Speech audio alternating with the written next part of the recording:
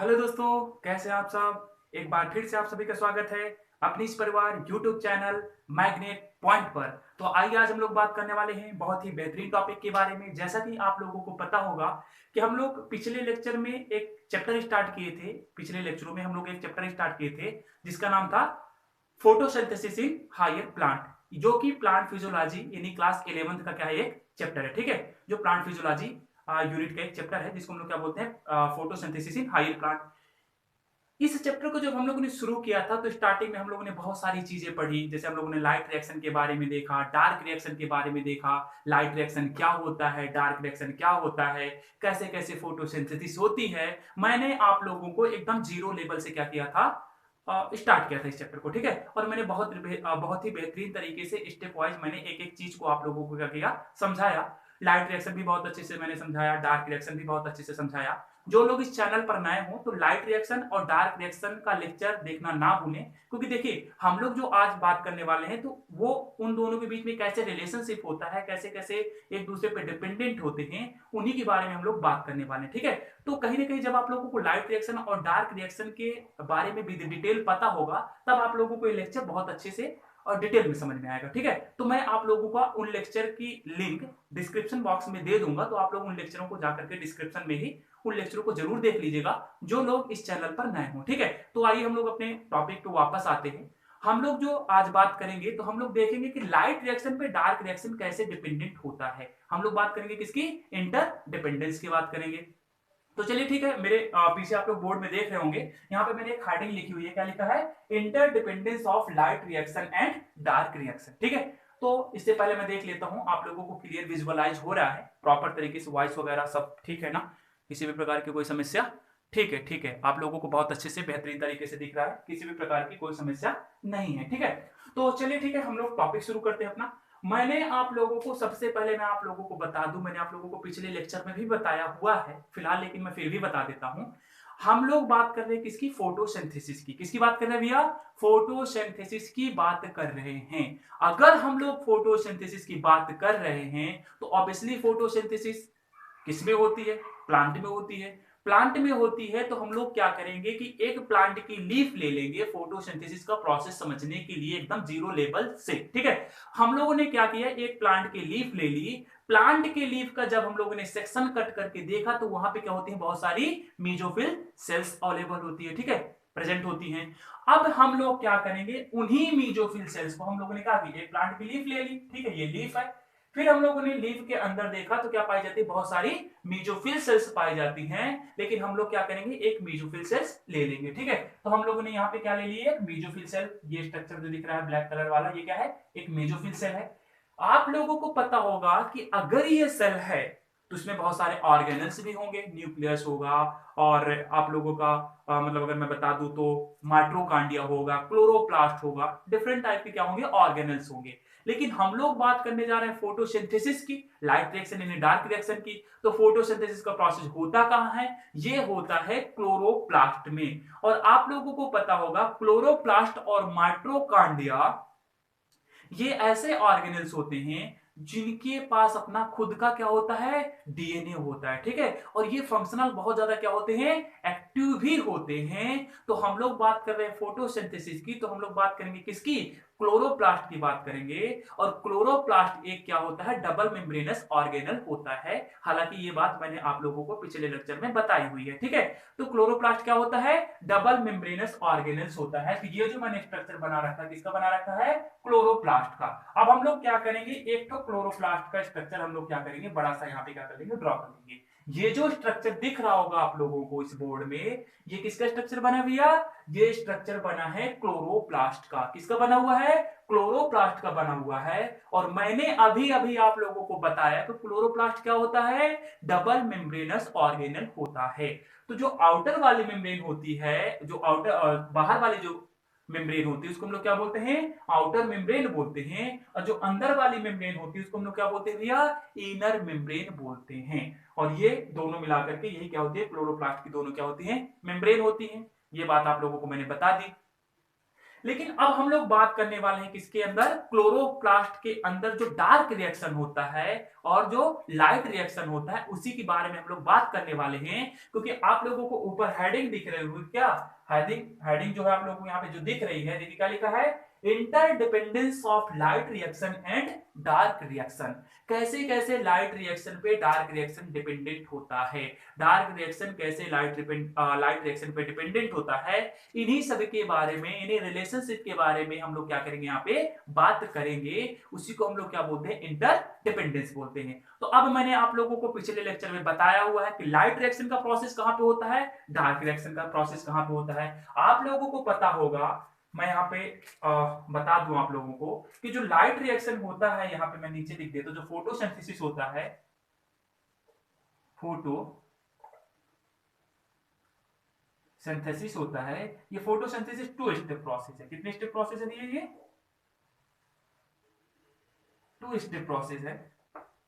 एक इसमें क्या होता है, डार्क रिएक्शन वाला प्रोसेस होता है। क्या होता है, डार्क रिएक्शन वाला, डार्क रिएक्शन वाला प्रोसेस होता है। और एक क्या होता है, लाइट रिएक्शन वाला प्रोसेस होता है, लाइट रिएक्शन वाला प्रोसेस होता है। डार्क रिएक्शन आप लोगों को पता होगा, जो डार्क रिएक्शन है ये होता है स्ट्रोमा में डन होता है। कहां पे होता है, स्ट्रोमा में डन होता है। और जो लाइट रिएक्शन होता है ये कहां पे डन होता है, ग्रेना में डन होता है। ठीक है, थैलाकॉइड और group of thylakoid is known as grana.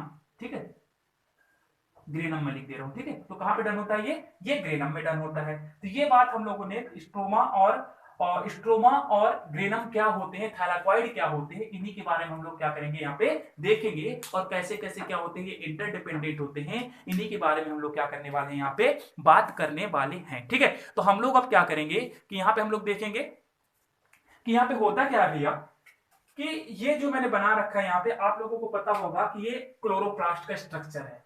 Chloroplast के अंदर ही क्वाइंस लाइक स्ट्रक्चर पाए जाते हैं, क्वाइंस लाइक स्ट्रक्चर होते हैं, जिन्हें हम लोग क्या बोलते हैं, जी हाँ सही आपने फरमाया, थैलाक्वाइड बोलते हैं। क्या बोलते हैं भैया, थैलाक्वाइड बोलते हैं। ये जो एक स्ट्रक्चर बना हुआ है, ये क्या है, ये एक थैलाक्वाइड है। क्या है ये एक थैलाक्वाइड है। और ये थैलाक्वाइड क्या होता है, ये भी मेम्ब्रेनस ऑर्गेनल होता है, यानी दो मतलब डबल मेम्ब्रेन, डबल लेयर होती है। ठीक है, डबल लेयर ऑर्गेनल्स होता है। क्या ऑर्गेनल्स नहीं, सॉरी सॉरी सॉरी, ऑर्गेनल्स नहीं भैया, रुकिए रुकिए रुकिए, ऑर्गेनल्स नहीं, थैलाकॉइड की बात कर रहे हैं। ऑर्गेनल्स तो एक क्लोरोप्लास्ट मैंने यहाँ पे बना रखा है ना, ये ऑर्गेनल्स है, ये ऑर्गेनल्स है, क्लोरोप्लास्ट। ठीक है, अब हम लोग क्या करेंगे, यहाँ पे थैलाकॉइड बना रखा है। आप लोगों को पता होगा group of thylakoid is known as granum. क्या बोलते हैं भैया, group of thylakoid is known as granum. जब हम लोग ऐसे क्वाइंस लाइक स्ट्रक्चर, जैसे हम लोग बहुत सारे क्वाइंस ले लेंगे और ऐसे ही क्वाइंस लाइक स्ट्रक्चर जो थैलाकॉइड होते हैं, जब उनका पूरा ग्रुप हो जाता है, ऐसे आप लोगों को दिख रहा होगा, उसी को हम लोग क्या बोलते हैं भैया, उसी को हम लोग बोलते हैं ग्रेनम। क्या बोलते हैं, उसको हम लोग बोलते हैं ग्रेनम। ये जो है ना, ये इसको हम लोग क्या बोलेंगे, इसको हम लोग बोलेंगे ग्रेनम।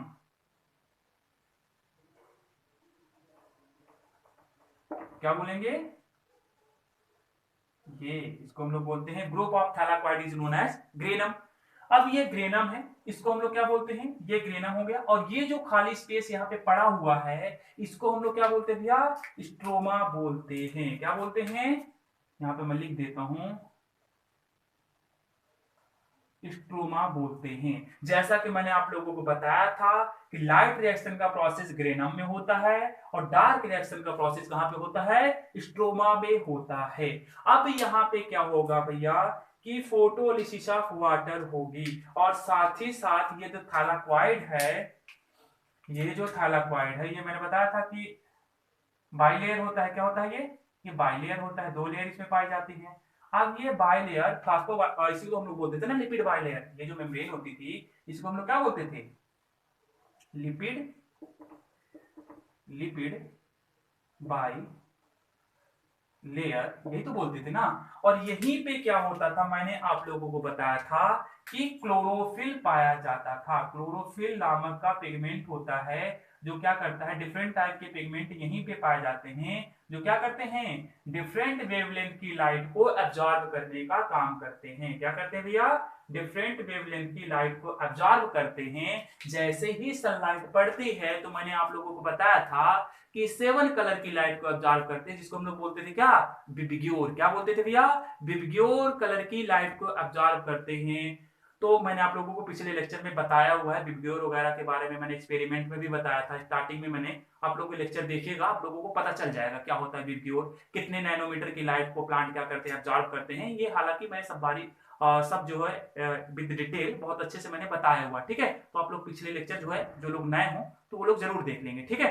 तो अब हम लोग बात करेंगे यहाँ पे, मैंने आप लोगों को बताया था भैया कि यहीं पे क्या होता था, ये मेम्ब्रेन में लिपिड बाइलेयर के अंदर बीच में क्या पाए जाते थे, फोटो सिस्टम सेकेंड और फोटो सिस्टम फर्स्ट सिचुएटेड होते थे। क्या करते थे भैया, ये फोटो सिस्टम फर्स्ट और फोटो सिस्टम सेकेंड और फोटो सिस्टम फर्स्ट पाए जाते थे। पीएस सेकेंड और पीएस फर्स्ट, ये बात मैंने आप लोगों को ऑलरेडी बताई हुई है। अब पीएस फर्स्ट पीएस सेकेंड जो होते हैं, इनका क्या काम होता है, कैसे कैसे फंक्शन परफॉर्म करते हैं, देखिए। अब यहाँ पे क्या होता है कि जैसे ही सनलाइट पड़ती है, यहाँ पे जैसे मान लीजिए क्या, ये सूर्य है, सन है, ठीक है, ये सन है, ये सन है,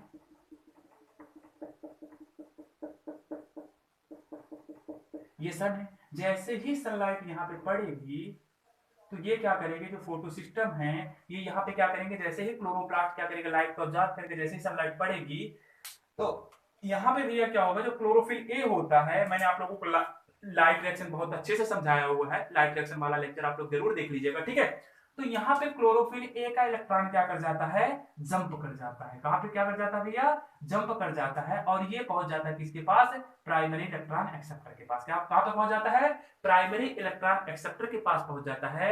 और साथ ही साथ ल्यूमेन ऑफ थैलाक्वाइड में इस वाले पोर्शन को, जो खाली वाला पोर्शन दिख रहा है ना, ये जो कॉइन्स का ये वाला पोर्शन है ना, इस वाले पोर्शन को हम लोग क्या बोलते हैं, ल्यूमेन ऑफ थैलाक्वाइड बोलते हैं। इस वाले को हम लोग क्या बोलते हैं, मेम्ब्रेन बोलते हैं। तो इसी मेम्ब्रेन में, थैलाक्वाइड की मेम्ब्रेन में क्या पाए जाते हैं, फोटो सिस्टम सेकेंड और फोटो सिस्टम फर्स्ट पाए जाते हैं। और यहीं पे ही क्या होते हैं, डिफरेंट टाइप के पिगमेंट पाए जाते हैं जो लाइट एब्जॉर्ब करने का काम करते हैं, ठीक है। अब फोटो सिस्टम सेकेंड का इलेक्ट्रॉन जब यहाँ से जंप कर गया तो यहाँ पे भैया ल्यूमेन ऑफ थैलाक्वाइड में, मैं यहाँ पे लिख देता हूँ, इसको हम लोग क्या बोलते हैं, इसको हम लोग बोलते हैं lumen of thylakoid, lumen of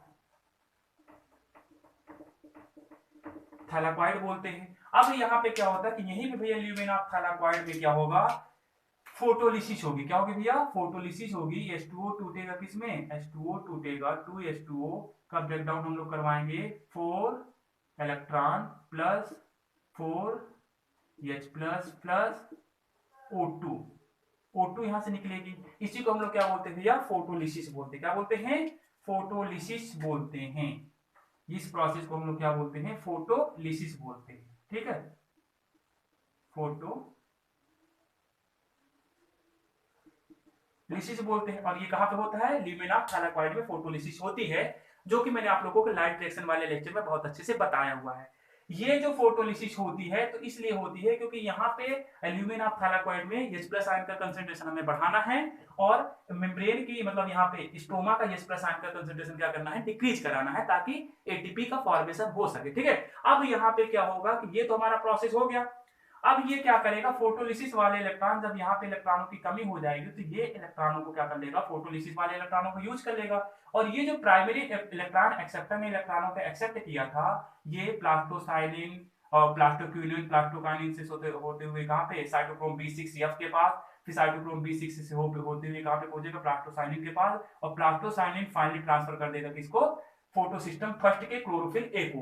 जैसे फोटो सिस्टम फर्स्ट के क्लोरोफिल ए को इलेक्ट्रॉन मिलेंगे, इसके इलेक्ट्रॉन भी क्या कर जाएंगे, जंप कर जाएंगे। और यहाँ पे भी इसका भी अपना खुद का प्राइमरी इलेक्ट्रॉन एक्सेप्टर होता है, उन इलेक्ट्रॉनों को ये क्या करेगा, एक्सेप्ट कर लेगा, और ये यहाँ पे भेज देगा, इस जगह पे भेजेगा। यहाँ पे पाया जाता है क्या, फेरोडॉक्सिन पाया जाता है। और फेरोडॉक्सिन फाइनली जाकर के फॉर्मेशन कर लेगा किसका, ये फेरोडॉक्सिन फॉर्मेशन करता है किसका, NADPH का फॉर्मेशन करता है, ठीक है, NADPH का फॉर्मेशन होता है। तो यहाँ पे हम लोग इंटरडिपेंडेंस देख रहे हैं, यहाँ पे होगा NADP प्लस से क्या बन जाएगा NADPH2। साथ ही साथ यहाँ पे आप लोगों को पता होगा जब यहाँ पे कंसंट्रेशन हाई होगा तो ये पे फॉर्मेशन होता है किसका, एटीपी का फॉर्मेशन होता है। किसका फॉर्मेशन होता है, एटीपी का फॉर्मेशन होता है। ये मैं हालांकि आप लोगों को लाइव रिएक्शन में बात बताई हुई है कि कैसे एटीपी का फॉर्मेशन होता है, ये बात मैंने आप लोगों को लाइव रिएक्शन वाले लेक्चर में बताया हुआ है, ठीक है। और उसी प्रोसेस को हम लोग क्या बोलते हैं भैया, उसी प्रोसेस को हम लोग क्या बोलते थे, फोटोफॉस्फोराइलेशन बोलते थे। फोटोफॉस्फोराइलेशन मतलब एटीपी का फॉर्मेशन होना ही क्या कहलाता था, फोटोफॉस्फोराइलेशन के प्रोसेस के द्वारा NADPH2 और एटीपी का फॉर्मेशन होता था। ये मैंने आप लोगों को ऑलरेडी पिछले लेक्चर यानी लाइव रिएक्शन में बताया हुआ है, ठीक है। तो अब हम लोग देखेंगे यहाँ पे कि यहाँ पे इसका किसका फॉर्मेशन होता है, साथ ही साथ फॉर्मेशन होता है एटीपी का। किसका फॉर्मेशन होता है भैया, एटीपी का फॉर्मेशन होता है। ये जो प्रोसेस था हमारा, ये प्रोसेस था भैया लाइट रिएक्शन वाला। किसका प्रोसेस था, लाइट रिएक्शन का प्रोसेस था, ये लाइट रिएक्शन का प्रोसेस था। अब डार्क रिएक्शन में कैसे ये यूटिलाइज किया जाता है, इस CO2 को फाइनली फिर क्या किया जाता है अभी मैं बताऊंगा। इस O2 को हम लोग क्या कर देते हैं, मतलब प्लांट क्या करते हैं, डायरेक्टली क्या करते हैं, एटमॉस्फेयर में रिलीज कर देते हैं। क्या करते हैं, इस O2 को एटमॉस्फेयर में रिलीज कर दिया जाता है। अब हमें तो लाइट रिएक्शन से, जो प्लांट थे लाइट रिएक्शन से कौन सा प्रोडक्ट चाहिए थे, NADPH2 रिड्यूसिंग सब्सटेंस चाहिए था, और साथ ही साथ एनर्जेटिकली मॉलिक्यूल चाहिए था जो कैल्विन साइकिल को रन कराने के लिए चाहिए होता है, ठीक है। तो लाइट रिएक्शन के प्रोडक्ट में ही डिपेंड है कहीं ना कहीं लाइट और डार्क रिएक्शन, जो कैल्विन साइकिल डार्क रिएक्शन में रन करती है ना, तो कहीं ना कहीं डिपेंडेंट है किस पे, इन्हीं दोनों प्रोडक्ट पे डिपेंड है, यानी रिड्यूसिंग सब्सटेंस चाहिए और साथ ही साथ एनर्जेटिकली मॉलिक्यूल चाहिए, ठीक है। तो अब हम लोग यहाँ पे कैल्विन साइकिल रन करवाएंगे।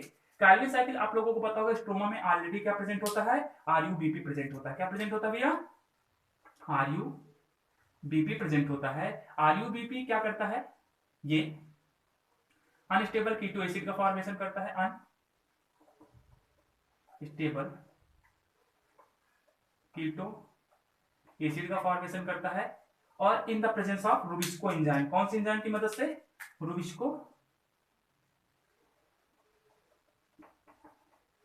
रुबिस्को एंजाइम की मदद से,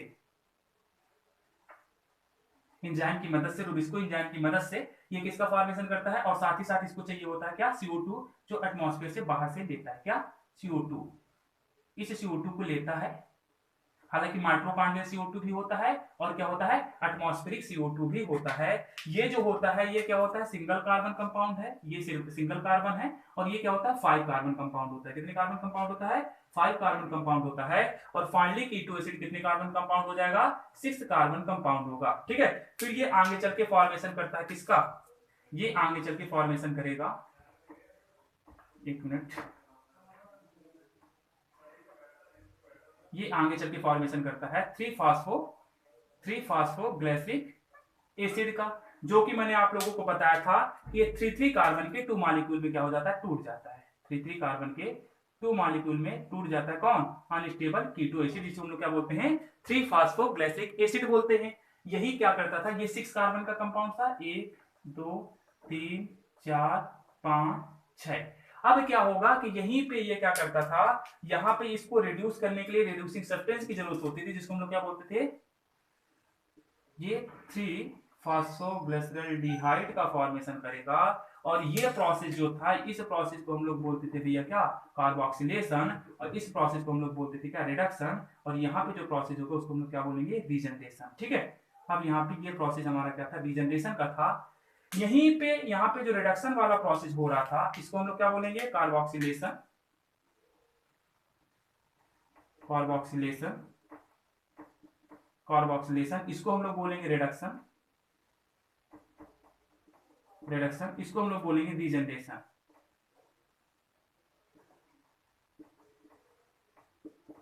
रीजनरेशन, ठीक है, रीजनरेशन, ठीक है। तो ये carboxylation, reduction, regeneration, Calvin cycle 3 step process है। इसी को हम लोग क्या बोलते हैं भैया, कैल्विन साइकिल बोलते हैं, ठीक है। ये होता है कैल्विन साइकिल, कैल्विन साइकिल बोलते हैं। कैल्विन साइकिल 3 स्टेप प्रोसेस होता है, जो कि मैंने आप लोगों को पिछले लेक्चर में बहुत अच्छे से ये डार्क रिएक्शन कैल्विन साइकिल को बहुत अच्छे से क्या किया हुआ है, समझाया हुआ है। ठीक है, तो अब यहाँ पे क्या होगा भैया, इस प्रोसेस के दौरान होता क्या है कि ये जो 3 फास्फो रिडक्शन के दौरान एक रिड्यूसिंग सब्सटेंस की जरूरत पड़ती है, जिसको हम लोग क्या बोलते हैं, NADPH2। क्या बोलते हैं भैया, NADPH2 बोलते हैं। ये NADPH2 यहाँ पे क्या कर लिया जाएगा, यूटिलाइज कर लिया जाएगा। NADPH2 ये रिड्यूस हो जाता है किसमें, 2 NADPH2 यूज किए जाते हैं फिलहाल यहाँ पे। ये टूट जाएगा किसमें, 2NADP प्लस में टूट जाएगा। और साथ ही साथ यहाँ पे 2 ATP की भी रिक्वायरमेंट होती है। किसकी रिक्वायरमेंट होती है भैया, 2 ATP की भी रिक्वायरमेंट होती है। 2 ATP टूट जाएगा किसमें, 2 ADP प्लस 2 इनऑर्गेनिक फॉस्फेट में। यही 2 ये जो है NADP और ADP फाइनली यहां से जो है क्या कर दिए जाते हैं, इनको तो यहाँ पे क्या कर लिया गया, यूटिलाइज कर लिया गया। और यहाँ पे ये क्या कर दिए जाएंगे, NADP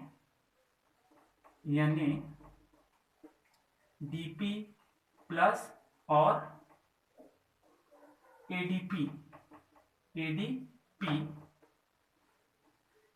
यहाँ पे क्या कर दिए जाते हैं, वापस कर दिए जाते हैं फिर से किसके पास, यहाँ पे वापस कर दिए जाते हैं किसके पास, ग्रेनम के पास वापस कर दिए जाते हैं, प्लस इनऑर्गेनिक फॉस्फेट भी। तो ये यहाँ पे ग्रेनम के पास वापस कर दिए जाएंगे, इनको तो यहाँ पे यूटिलाइज कर लिया जाएगा। ठीक है, ये यहाँ पे क्या कर लिए जाएंगे, यूटिलाइज कर लिए जाएंगे, ये यहाँ पे यूटिलाइज कर लिए जाएंगे। ठीक है, ये यूटिलाइज कर लिए जाएंगे और इनको फिर से वापस कर दिया जाएगा।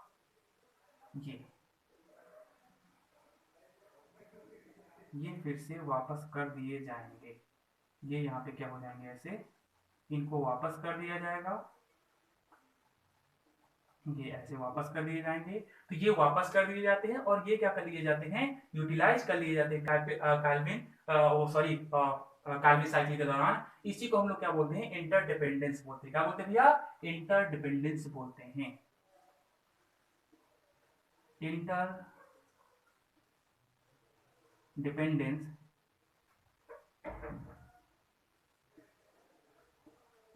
इंटरडिपेंडेंस बोलते हैं। इसी को हम लोग क्या बोलते हैं भैया, इंटरडिपेंडेंस बोलते हैं। Interdependence of light reaction and dark reaction. देखिए कहीं ना कहीं दोनों आप लोगों को दिख रहा होगा, देख लीजिए आप लोग, क्लियर देख लीजिए। ठीक है, आप लोगों को दिख रहा होगा और पता चल रहा होगा कि कहीं ना कहीं कैसे क्या होते हैं, ये एक दूसरे पे डिपेंडेंट होते हैं। तो ये पूरा प्रोसेस ऐसे होता है और इस तरह ये लाइट रिएक्शन का प्रोसेस, इस प्रोसेस को हम लोग क्या बोलते हैं भैया, डार्क रिएक्शन बोलते हैं। क्या बोलते हैं, और यहीं पे ग्लूकोज का फॉर्मेशन होता है। इसी के दौरान क्या फॉर्मेशन होगा, ग्लूकोज का। यहां पर मैं लिख भी दे रहा हूं, C6H12O6। और ये कैसे ग्लूकोज का फॉर्मेशन होगा, ये बात मैंने आप लोगों को ऑलरेडी कैल्विन साइकिल जब मैंने पढ़ाया है तो बहुत अच्छे से विद डिटेल बहुत अच्छे से मैंने बताया हुआ है। ठीक है, तो कैल्विन साइकिल वाला यानी डार्क रिएक्शन वाला लेक्चर आप लोगों को डिस्क्रिप्शन बॉक्स में उसकी लिंक मिल जाएगी, तो आप लोग उसको देख करके और बहुत बेहतरीन तरीके से समझ लीजिएगा कि कैसे कैसे कैल्विन साइकिल रन करती है और कैसे कैसे कैल्विन साइकिल का प्रोसेस होता है। हालांकि कैल्विन साइकिल 3 स्टेप प्रोसेस होता है। पहला जो स्टेप होता है कार्बोक्सिलेशन होता है, दूसरा जो होता है रिडक्शन होता है और तीसरा जो होता है वो क्या होता है, रीजनरेशन होता है। ये मैं बात आप लोगों को ऑलरेडी पहले ही बता चुका हूं। ठीक है, तो ऐसे ग्लूकोज का फॉर्मेशन होगा। इसी प्रोसेस को हम लोग क्या बोलते हैं, डार्क रिएक्शन बोलते हैं। क्या बोलते हैं, डार्क रिएक्शन बोलते हैं। ठीक है, तो ये तो लाइट रिएक्शन है, ये क्या है, ये लाइट रिएक्शन का प्रोसेस है, ये लाइट रिएक्शन का प्रोसेस है और ये क्या है, डार्क रिएक्शन का प्रोसेस है। ठीक है, ये डार्क रिएक्शन का प्रोसेस है और ये लाइट रिएक्शन का प्रोसेस है। और ये देखिए दोनों इंटरडिपेंडेंस शो कर रहे हैं, कहीं ना कहीं दोनों क्या है, एक दूसरे पे डिपेंडेंट है। लाइट रिएक्शन और डार्क रिएक्शन कैसे डिपेंडेंट है, मैंने आप लोगों को आज के लेक्चर में बहुत अच्छे से समझा दिया है। हालांकि मैं इसको रिवीजन भी आप लोगों को एक बार रिकॉल करवा देता हूं कि कैसे कैसे ये प्रोसेस होता है। ठीक है, तो अब इस प्रोसेस के दौरान होता क्या है भैया, कि हम लोगों ने क्या किया था, एक लीफ लिए थे, लीफ को हम लोगों ने कट करके देखा तो वहां पे बहुत सारे मीजोफिल सेल्स पाई जाती हैं। उन्हीं मीजोफिल सेल्स के अंदर मैंने बताया था आप लोगों को, अभी बताया कि बहुत सारे क्या होते हैं, ऑर्गेनेल्स होते हैं। और उन्हीं ऑर्गेनेल्स के हम लोग देखेंगे अंदर ऑर्गेनेल, जिसको हम लोग क्या बोलते हैं क्लोरोप्लास्ट, क्योंकि हम लोग बात कर रहे हैं किसकी, फोटोसिंथेसिस की, तो हम लोग बात करेंगे क्लोरोप्लास्ट के। क्लोरोप्लास्ट के अंदर ही क्वाइंस लाइक, यानी कि क्वाइंस लाइक ऐसे स्ट्रक्चर पाए जाते हैं, क्वाइंस लाइक क्या पाए जाते हैं, स्ट्रक्चर पाए जाते हैं, जिसको हम लोग क्या बोलते थे, थैलाक्वाइड बोलते थे। इस वाले लेयर को हम लोग क्या बोलते थे, इसको हम लोग क्या बोलते थे, मेम्ब्रेन ऑफ थैलाक्वाइड, और इस वाले सरफेस को हम लोग क्या बोलते थे, ल्यूमेन ऑफ थैलाक्वाइड, जहां पे क्या होती थी, फोटोलिसिस वाला प्रोसेस होता था, और मेम्ब्रेन में क्या होता था, फोटोसिस्टम सेकंड और फोटोसिस्टम फर्स्ट पाए जाते थे, जो इलेक्ट्रॉन मूवमेंट होते थे उधर से, ठीक है। तो ये बात हम लोग ऑलरेडी यहाँ पे देखे हैं, और यही पे साथ साथ क्या पाए जाते थे, पिगमेंट पाए जाते थे, जो क्या करते थे, और डिफरेंट वेवलेंथ की लाइट को क्या करते हैं, अब्जॉर्ब करने का काम करते हैं, ठीक है। तो ये बात हम लोग अभी देख लिए, और इसके साथ साथ मैंने देखा कि ये जो पूरा लाइट रिएक्शन का प्रोसेस होता है, ऐसे यहाँ पे क्या होती है, फोटोलिसिस होती है, सनलाइट जैसे ही पड़ती है तो यहाँ पे फोटोलिसिस का प्रोसेस होता है in the presence of sunlight. यहाँ पे मैं इसे डेल्टा बना देता हूँ, यहाँ पे ये सनलाइट यानी एनर्जी को रिप्रेजेंट करेगा, ठीक है। तो in the presence of sunlight photolysis होती है, और फोटोलिसिस के दौरान क्या होता है, H2O का ब्रेकडाउन होता है, breakdown of water is known as photolysis, ठीक है। अब यहाँ पे इलेक्ट्रॉन रिलीज होंगे, प्रोटॉन रिलीज होंगे, साथ ही साथ ऑक्सीजन रिलीज होगा।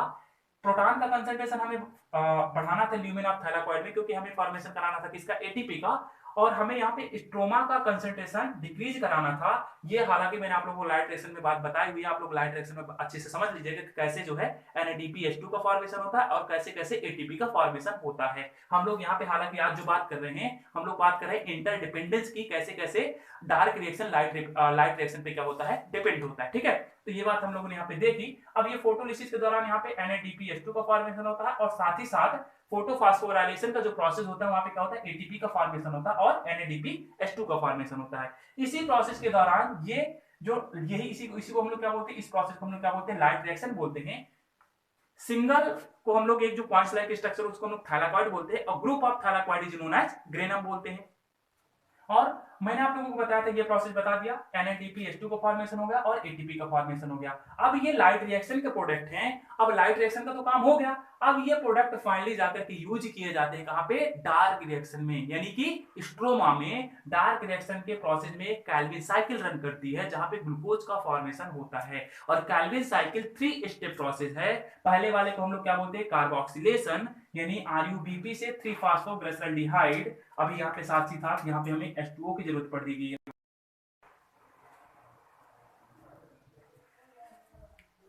ठीक है। तो मैंने अभी आप लोगों को बताया, ये प्रोसेस मैंने आप लोगों को अच्छे समझा दिया कि कैसे कैसे जो है और यहाँ पे NADPH2 और एटीपी का फॉर्मेशन होता है, ठीक है। तो मैंने आप लोगों को बताया था कि ये जो NADPH2 और एटीपी, थोड़ा सा टेक्निकल इशू हो गया था तो लेक्चर थोड़ा सा बीच में कट गया था, ठीक है। तो मैंने हालांकि सही कर दिया है, ऐसी कोई प्रॉब्लम नहीं होगी, ठीक है। तो मैं एक बार फिर से रिकॉल करवा देता हूँ इसको। ये क्या हुआ था कि मैंने आप लोगों को बताया फोटोलिसिस हुआ, फोटोलिसिस के दौरान ऑक्सीजन तो एटमॉस्फेयर में रिलीज हो गई, और यहाँ पे बने क्या, इलेक्ट्रॉन और प्रोटॉन। इलेक्ट्रॉन प्रोटॉन को यहाँ पे हमें क्या करना था, H+ आयन का कंसंट्रेशन बढ़ाना था, ठीक है। क्यों बढ़ाना था, क्योंकि हमें फॉर्मेशन करना है किसका, एटीपी का। ये बात मैंने आप लोगों को लाइट रिएक्शन वाले लेक्चर में बहुत अच्छे से समझाया हुआ है। जो लोग लेक्चर ना देखे हो तो डिस्क्रिप्शन में आप लोगों को उसकी लिंक मिल जाएगी, आप लोग उस लेक्चर को जरूर देख लीजिएगा, ठीक है। लाइट रिएक्शन वाला लेक्चर जरूर देख लीजिएगा, ताकि आप लोग को लाइट रिएक्शन का प्रोसेस क्या हो जाए, अच्छे से क्लियर हो जाए, ठीक है। तो क्लियर हो जाए, अच्छे से क्लियर हो जाए, ठीक है। तो लाइट रिएक्शन वाला प्रोसेस आप लोगों को अच्छे से क्लियर हो जाएगा, ठीक है। अब हम लोग देखेंगे लाइट रिएक्शन के दौरान फॉर्मेशन होगा किसका, NADPH2 का, और साथ ही साथ फॉर्मेशन होगा किसका, एटीपी का, ठीक है।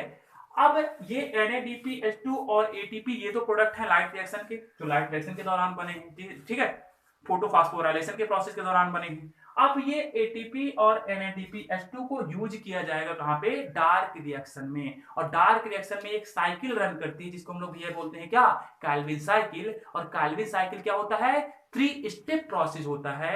RUBP से 3 फास्फोग्लिसरिक एसिड बनने का प्रोसेस क्या कहलाता है, कार्बोक्सिलेशन कहलाता है, और 3 फास्फोग्लिसरिक एसिड से 3 फास्फोग्लिसरॉल्डिहाइड, यानी इस प्रोसेस को हम लोग क्या बोलते हैं, रिडक्शन बोलते हैं। और आप लोगों ने केमिस्ट्री में भी हालांकि पढ़ा होगा कि जो रिडक्शन वाला प्रोसेस होता है ना, तो एसिड से अल्डिहाइड बनना ही क्या कहलाता है, रिडक्शन कहलाता है। ये बात आप लोगों को ऑलरेडी पता है, ठीक है।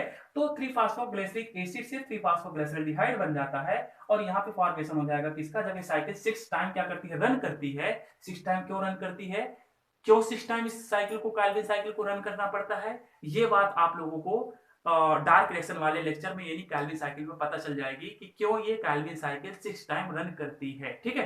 वहां पे आप लोगों को ये बात मैंने बताई हुई है, ठीक है। तो अब ये क्या करेगी, 6 टाइम रन करेगी और ये जो यहाँ से 3 फॉस्फोग्लिसरॉल्डिहाइड से आरयूबीपी फिर से आरयूबीपी बनने का प्रोसेस, क्योंकि हम लोग बात कर रहे हैं किसकी, साइक्लिक प्रोसेस की बात कर रहे हैं। और साइक्लिक प्रोसेस का मतलब भैया ये होता है कि जो चीज आप जहां से लिए हैं उसको इज्जत के साथ यानी विद एनर्जी वहीं पे क्या कर दीजिए, आप वापस कर दीजिए। तो आरयूबीपी यानी 3 फॉस्फोग्लिसरॉल्डिहाइड से आरयूबीपी बनने का प्रोसेस क्या कहलाता है, रीजनरेशन कहलाता है। और रिडक्शन के दौरान ये दोनों चीजें यूज कर ली जाती हैं, हालांकि यहाँ पे भी एनर्जी यूज की जाती है, एटीपी यहाँ पे भी यूज की जाएगी, मैं बता देता हूँ। एटीपी से क्या बन जाएगा, एडीपी प्लस इनऑर्गेनिक फॉस्फेट यहाँ पे भी यूज किया जाता है। सिंगल मॉलिक्यूल यहाँ पे यूज किया जाता है एटीपी का, और डबल मतलब 2 मॉलिक्यूल यहाँ पे एटीपी की यूज किए जाते हैं रिडक्शन प्रोसेस के दौरान, ठीक है। तो ये पूरी कैल्विन साइकिल का प्रोसेस होता है। तो ये डार्क रिएक्शन है, ये लाइट रिएक्शन है, कैसे कैसे ये इंटरडिपेंडेंस, फिर जो एडीपी इनऑर्गेनिक फॉस्फेट और एनएडीपी प्लस बचे थे ये फिर से वापस चले जाते हैं किसके पास, ग्रेनम के पास पहुंच जाते हैं। और ग्रेनम के पास फिर से क्या हो जाते हैं, ये एनर्जेटिकली चार्ज होने के बाद एटीपी का फॉर्मेशन हो जाता है वहीं पे, और फिर से फॉर्मेशन हो जाता है किसका, NADPH2 का, in the presence of light यानी लाइट रिएक्शन के प्रोसेस में। और ये साइकिल, ये पूरा प्रोसेस क्या होता है, होल लाइफ जब तक प्लांट जीवित रहते हैं तो ये प्रोसेस अपना करते रहते हैं। और इसी प्रोसेस को हम लोग क्या बोलते हैं भैया, फोटोसिंथेसिस बोलते हैं। क्या बोलते हैं, फोटोसिंथेसिस बोलते हैं। और कैसे कैसे इंटरडिपेंडेंस शो कर रहे हैं ये बात भी हम लोगों ने इस लेक्चर में बहुत अच्छे से विद डिटेल हम लोगों ने पढ़ा हुआ है, ठीक है। तो भैया आप लोग इसका स्क्रीनशॉट ले लीजिए, ठीक है, और अच्छे से आप लोग इसको पढ़ लीजिएगा, समझ लीजिएगा, लेक्चर को आप लोग बेहतरीन तरीके से देख लीजिएगा। आई होप आप लोगों को बहुत अच्छे से समझ में आया होगा, ठीक है। तो आज के लिए इतना ही, और हम लोग फिर मिलते हैं अपने अगले लेक्चर पर, ठीक है। Okay, thank you.